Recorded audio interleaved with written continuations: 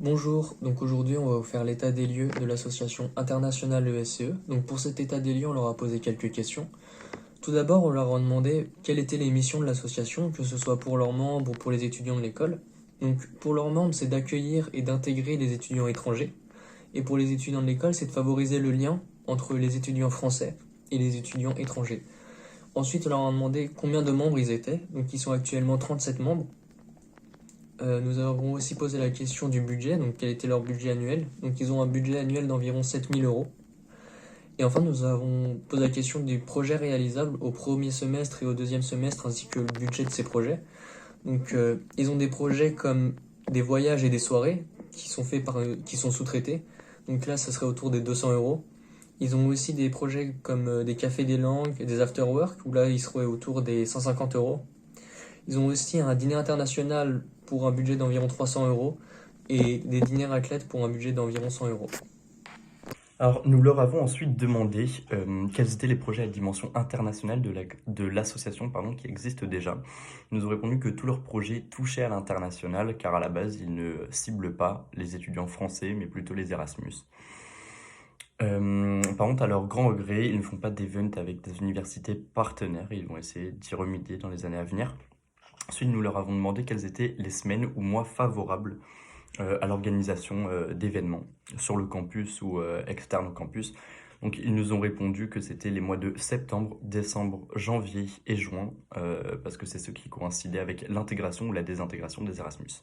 Ensuite, on leur a demandé quelles étaient les choses les plus faciles ou à l'inverse les plus difficiles à organiser d'après leur expérience au sein de l'association. Donc ils nous ont répondu que le plus facile c'était soit le Café des Langues, soit les premiers events d'une année, donc les after-work ou soirées, ça dépend, car personne ne se connaissait encore et que du coup tout le monde venait et du coup c'était assez simple à organiser. Ensuite on leur a demandé qu'est-ce qui était important euh, dans l'expérience associative, qu'apprend-on dans une association et quels sont tous les avantages à être membre d'une association. On nous a répondu qu'on rencontre tout simplement beaucoup de gens qui deviennent soit des amis, soit des contacts professionnels à l'avenir.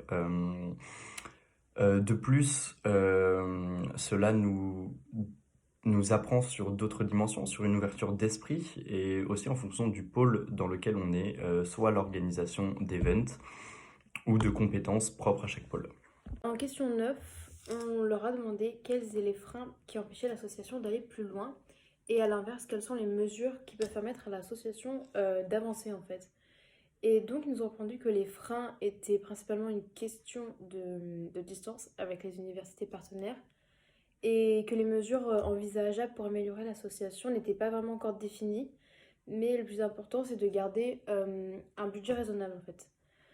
Ensuite, en question 10, on leur a demandé donc s'ils avaient des projets à l'international et quels sont-ils. Ils nous ont répondu que pour l'instant, non, ils n'avaient pas de projet à l'international car leur but principal était encore une fois de permettre aux étudiants étrangers qui arrivent en France de mieux découvrir Paris et donc de mieux s'intégrer. Ensuite, en question 11, donc on leur a demandé qu'est-ce qu'ils apportaient au campus de Paris dans la vie associative et auprès des étudiants.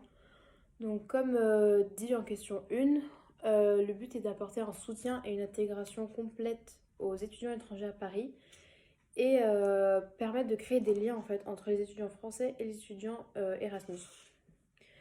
Et enfin, donc pourquoi choisir l'association internationale plutôt qu'une autre?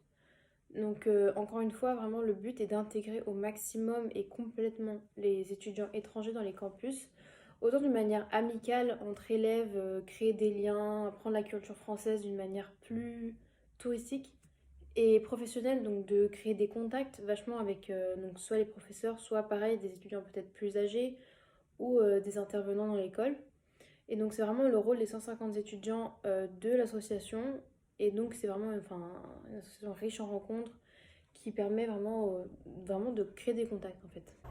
Quels sont les événements les plus appréciés au sein de l'asso internationale de l'ESCE? Donc c'est les after-work, les voyages, mais surtout les rencontres entre les étudiants français et les étudiants étrangers. Ensuite, de la planification à la réalisation, combien de temps est-ce que cela prend-il au total? Donc pour les tout premiers événements, ça prend environ 3 mois pour planifier et organiser, voilà. Et une fois qu'on a les contacts et les habitudes, ça peut aller jusqu'à 3 semaines. S'il y avait une chose à améliorer dans l'association, ce serait peut-être faire plus de rencontres avec les universités partenaires et peut-être plus de participation à des Erasmus Day. Quelle est la plus grande force de l'association? C'est évidemment le lien entre les étudiants français et les étudiants étrangers, mais je dirais aussi que c'est la seule association qui cherche réellement à intégrer les étrangers à l'école, avec des activités qui sont en anglais et qui cherchent à les faire participer à peu près à tout. Les projets futurs de l'association, c'est les mêmes types de projets chaque semestre à peu près, mais les projets futurs pour le moment ce seraient des afterwork.